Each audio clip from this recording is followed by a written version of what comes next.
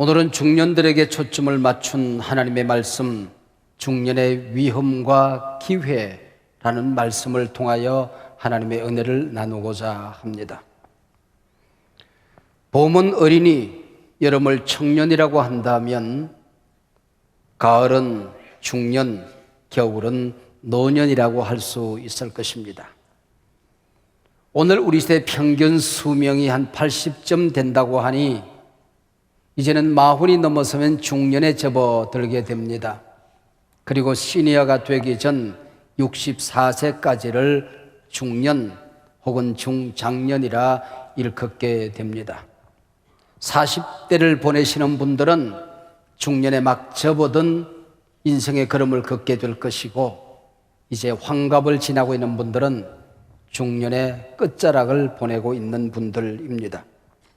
어쩌다 어른이라고 하는 방송 프로그램이 있습니다. 이 방송 프로그램이 책으로 발간된 또 책들이 있습니다. 그 책 표지에 이런 말이 나옵니다. 이 세상에 계획하고 어른이 되는 사람은 없습니다. 우리 모두는 어쩌다 어른이 되었습니다. 어쩌다 어른이 된 사람들에게 자신이 어떤 인생의 위치에 있는지 함께 나누고 싶어서 이 프로그램을 만듭니다. 그렇게 쓰여져 있습니다. 은필칭, 아줌마, 아저씨 세대들입니다. 언니라는 말을 들었을 때에 찜찜하면 청년이랍니다. 언니라는 말을 들었을 때 갑자기 기분이 좋아지면 중장년이 된 거랍니다. 우리 언니들 동의하시죠?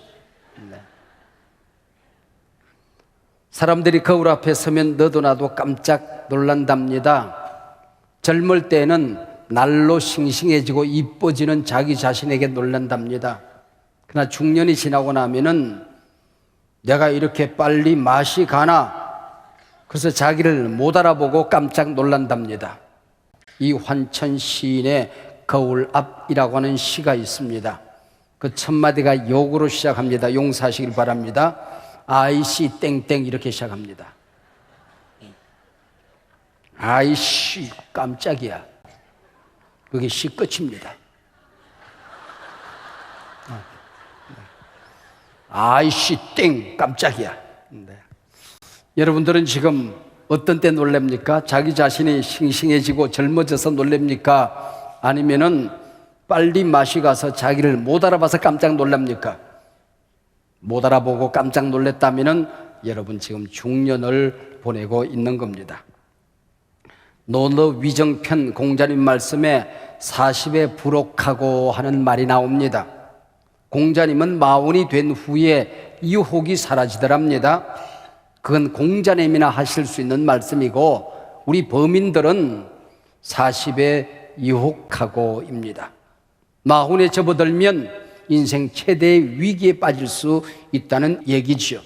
중년을 잘 견뎌내야 합니다.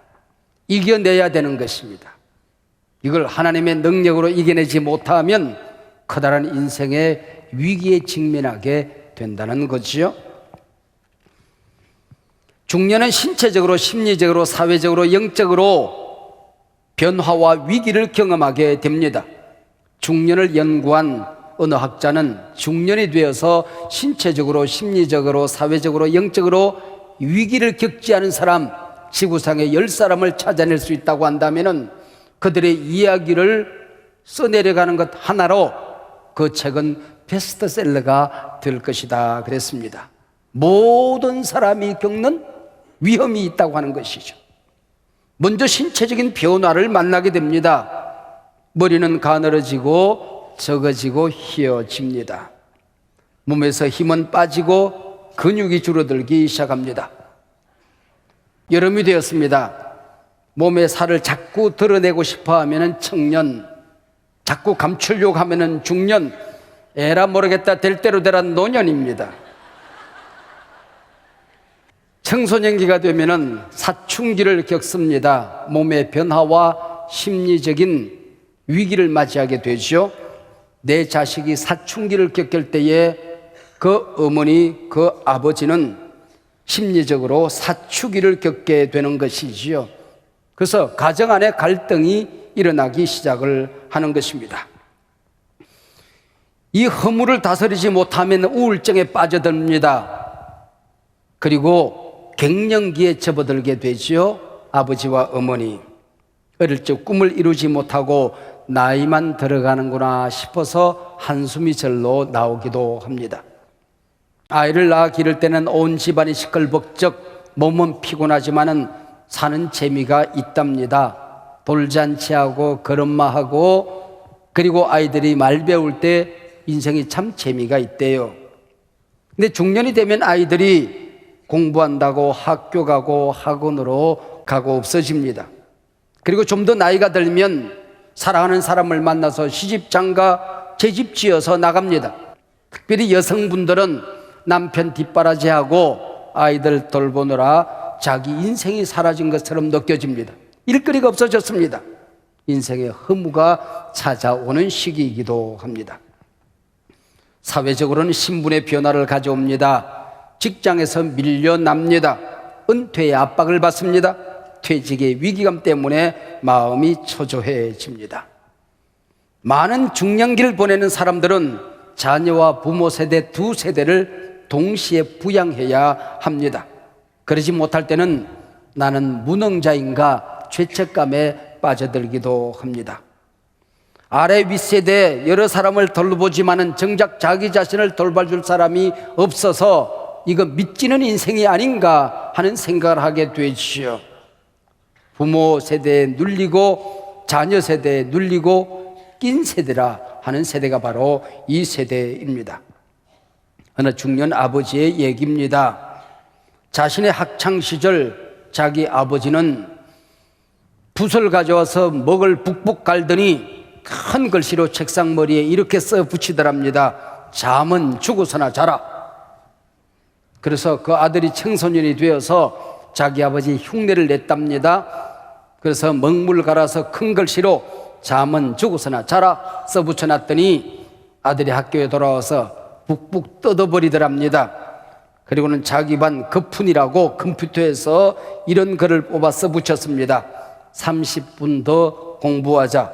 미래 내 아내 얼굴이 달라진다. 그래서 좀 더 공부하면은 자기 아내가 소련이 되고 수지가 되는 줄 알고 공부를 하더랍니다. 늘 우리 때는 안 그랬는데 섭섭한 생각이 듭니다. 나는 부모님에게 순종하고 공경했습니다. 근데 내 자식들은 순종하는 것 같지 않습니다. 공경이 없습니다. 그리고 나는 청년 시절 혼자 버텨냈다. 혼자 살아왔는데 내 자식들은 도와주고 또 도와줘도 나만 못한 것 같아서 못내 섭섭증이 찾아오는 시기입니다.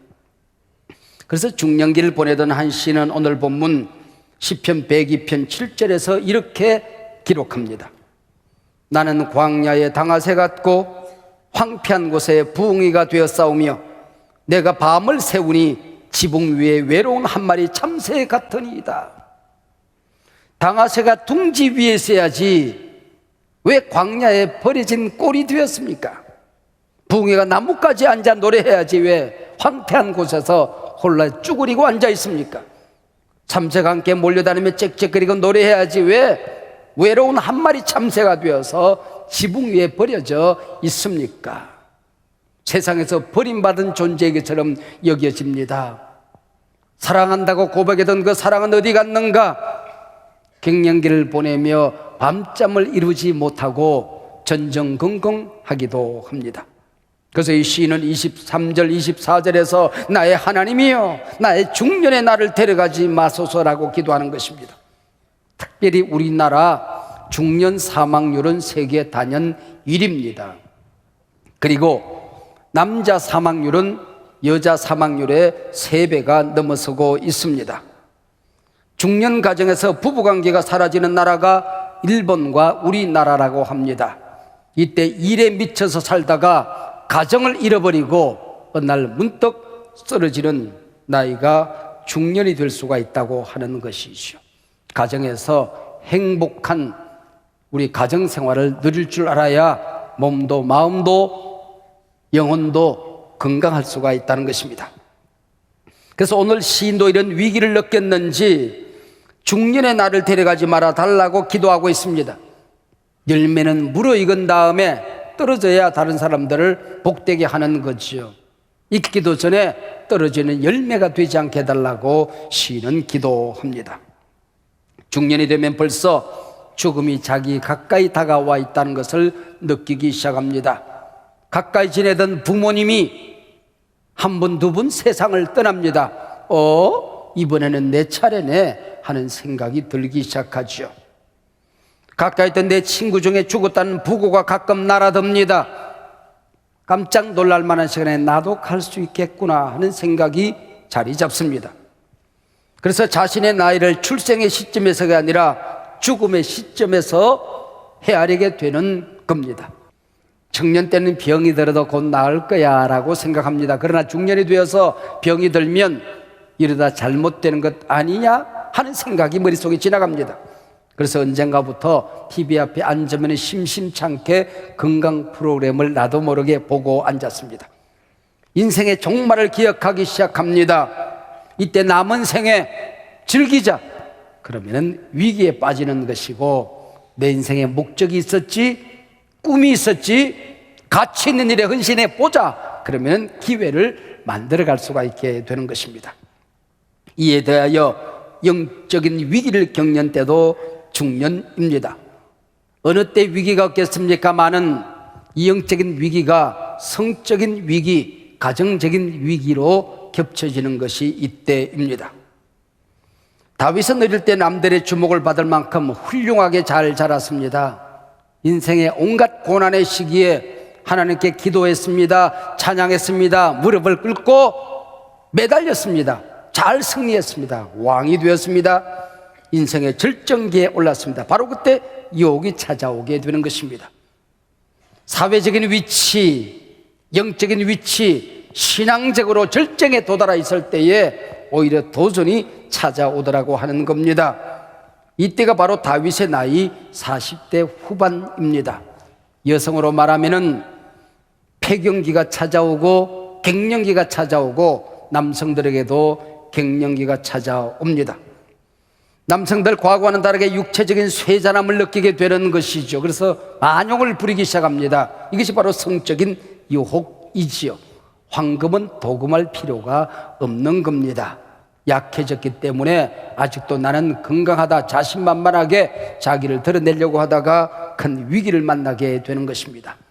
그래서 친구들은 잘 나가는데 나는 모아둔 것이 없습니다. 그래서 큰돈 빌려 투자를 시작합니다. 그러다가 평생의 위기를 맞는 가정들도 적잖이 있습니다. 이 모두 만용이지요. 가정 안에서 서로 격려해야 됩니다.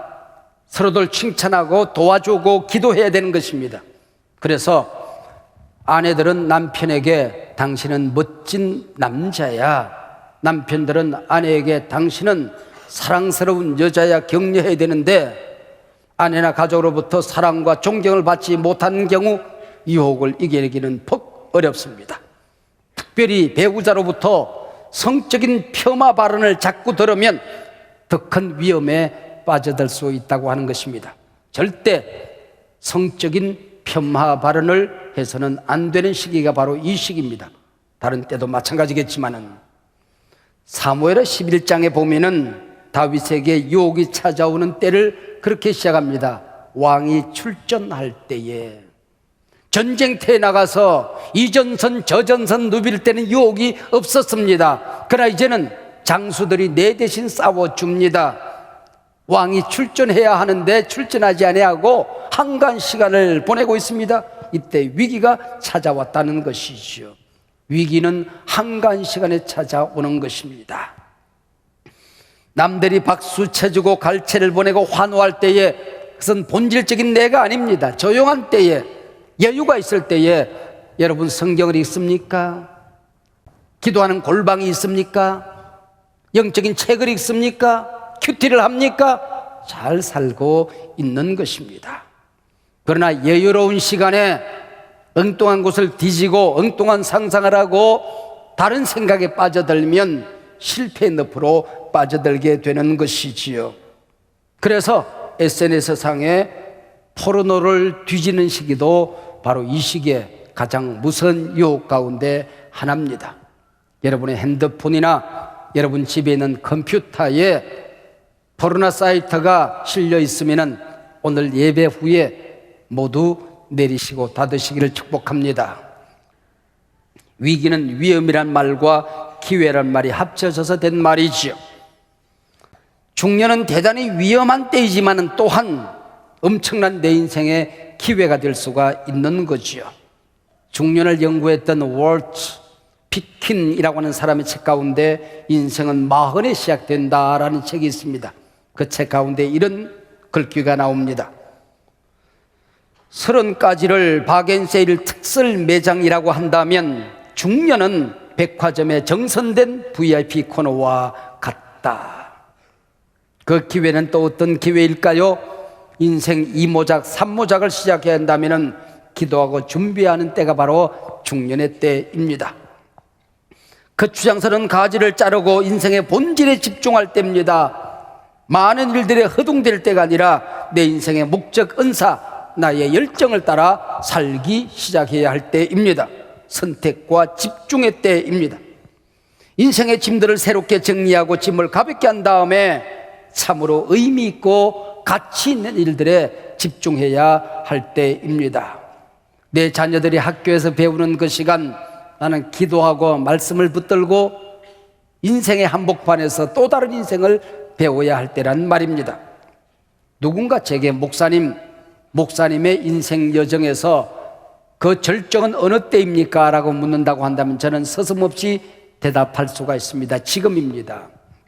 신체적으로, 심리적으로, 사회적으로, 영적으로 지금입니다 라고 대답할 것입니다. 세월이 지난 다음 먼 훗날 또 내게 찾아와서 목사님 여정의 절정이 언제입니까? 라고 묻는다고 한다면 그때도 저는 지금입니다 라고 대답할 것이고 또 대답하고 싶습니다. 다른 사람들이 나를 볼 때는 좀 다른가 봐요. 지난 주간에 친구들을 만났는데 10여 년이 훌쩍 지나도록 만나지 못한 친구가 있었습니다. 그분이 제 손을 잡더니 제게 그렇게 얘기를 했어요. 저는 그분이 나보다도 너무 늙어 보여서 못 알아봤는데 그 친구는 저한테 그렇게 얘기했습니다. 목사님, 10년 전만 하더라도 찔러도 피 한 방울 안 나올 줄 알았는데 반짝반짝 하시더니 목사님도 별 볼 일 없군요. 이제 나이가 들었네요. 여러분, 이 얼굴도 10년 전에는 반짝반짝 했답니다. 빛이 났답니다. 다른 사람들이 볼 때는 그때가 좋았다는 얘기죠. 중년의 때. 당신이 지금 중년을 보내고 있다고 한다면 당신 인생의 클라이막스, 절정을 보내고 있음에 분명합니다. 당신은 소중한 사람, 당신은 존귀한 사람. 자기 자신의 가슴을 어루만지면서 자기를 격려하십시오. 영모야, 너는 소중한 사람이야. 내 인생 여정 그런 가운데 소중한 시간을 보내고 있어. 소중하게 살자, 소중하게 살자. 자기 자신을 격려하시기를 바랍니다. 사랑하는 여러분, 인생 여정 한순간 한순간이 쌓여져서 내 삶이 되는 것이지요. 잘 보낸 청년기가 행복한 중년을 약속받게 되는 것입니다. 잘 보낸 중년기가 행복한 노년기, 시니어 때를 책임져주게 되는 것입니다. 뿐만 아니라 내가 잘 살아왔던 삶의 여정이 쌓여져서 내 자녀들에게 영향으로 미쳐주게 되고 복된 가문을 만들어가게 되는 것입니다. 내가 지금 중년의 때를 보내고 있다면 내 자식들은 지금 청년의 때를 보내고 있을 것입니다. 내 유전자 50%, 내 배우자 유전자 50%를 품고 살아가는 그 자식들이 나를 보고 있습니다. 내 향기를 맡고 있습니다. 내가 걸어가는 그 자국을 뒤따라오고 있습니다. 고스란히 그들에게 물려지게 되는 것입니다. 하나님 앞에 부끄럽지 않은 걸음을 걸어야지. 내 자식들이 뒤따라오 주기를 기대할 만큼 복된 걸음을 걸어야지 자기 자신을 되돌아보는 것이 중년입니다. 지금쯤 가정에 들어가든지 교회에 찾아와도 내가 편히 앉아 사랑하고 섬길 수 있는 의자 하나가 있어야 합니다. 오랫동안 교회를 다니고 예수를 믿었는데 아직도 이 교회에 오면 예배를 드리면 남의 자리에 앉아 있는 것처럼 어색하고 서먹서먹합니까? 잘못 살고 있는 것입니다. 이만큼 살았는데 내가 어디에 가든지 내가 만나는 사람들이 살아납니까? 그들이 힘을 얻습니까? 격려를 받습니까? 나 때문에 그들이 행복합니까? 그래야 제대로 사는 것이다, 그런 얘기죠. 지금 여러분이 섬기는 사역, 만나는 그 사람, 교회의 직분, 사회에 일터가 있다면 그 자리 얼마나 소중한 자리인지 모릅니다. 감사하며 잘 섬기시기 바랍니다. 주어진 기회를 놓치지 마시길 바랍니다. 옛날에 한 철인이 제자들을 모아서 가르치다가 이제는 우리가 헤어져야 될 시간이 되었구나, 그리고 뒷마당으로 데리고 나갔습니다. 잡초가 우거져 있었습니다. 이 잡초들을 어찌하면 좋을까? 그랬더니 갈아엎으면 됩니다. 낫으로 베면 됩니다. 불을 지르면 됩니다. 저마다 대답을 했습니다. 그래, 1년 후에 다시 만나자. 그리고 너희들이 어디에 가든지 간에 내 인생에 잡초를 잘 갈아엎어라, 낫으로 잘 잘라라, 불 질러 잡초가 내 인생을 지배하지 않도록 해라. 그리고 더 좋은 방법이 없는지 연구하고 1년 후에 만나자. 1년 후에 찾아왔습니다. 제자들이. 그게 논의되어져 있었습니다. 땅을 갈아엎고 물을 들이고 벼를 심었습니다. 곡식이 물어익어 황금 벌판에 넘실대고 있었습니다. 선생님이 말씀합니다.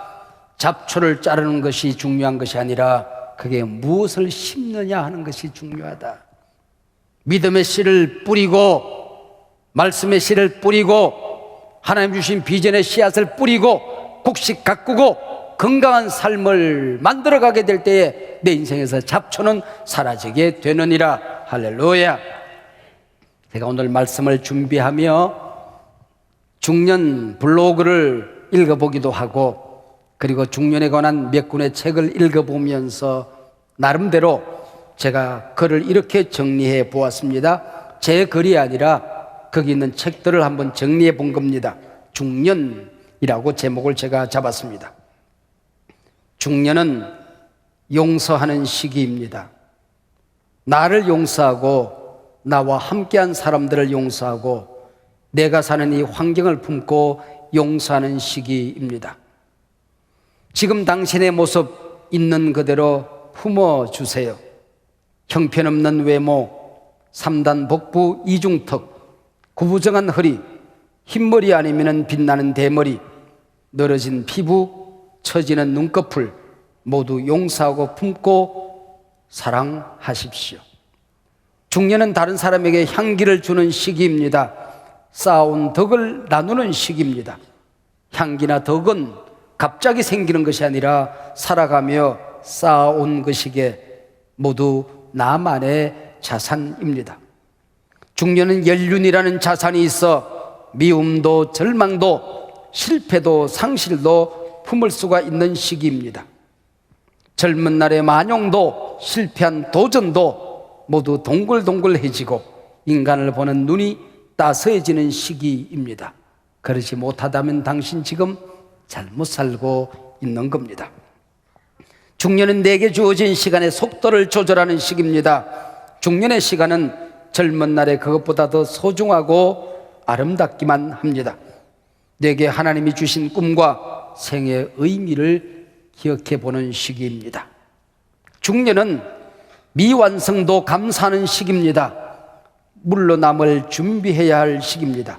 잃어버릴 준비를 하는 시기입니다. 집착도 애착도 내려놓을 줄 아는 시기입니다. 건강도 재물도 사랑하는 사람도 내 곁을 떠날 날이 있음을 알고 영원한 것을 붙들어야 할 시기입니다. 인간은 조금씩 비우다 결국 아무것도 남아있지 않을 때 정말 영원한 분, 나를 이 땅에 보낸 그분 곁으로 돌아가 행복한 웃음 지을 준비를 하는 시기입니다. 중년은 감사를 배우는 시기입니다. 용서를 배우는 시기입니다. 과거도 상처도 나를 미워하는 사람도 모두 용서하고 젊은 날 누군가를 사랑했던 것처럼 모두를 향해 가슴이 따뜻해지는 시기입니다. 세상은 내가 없어도 그 무엇 그 누구도 무너지지 않음을 알고 조용히 그 자리를 비울 준비를 하는 시기입니다. 그래서 모두가 사랑스럽기만 합니다.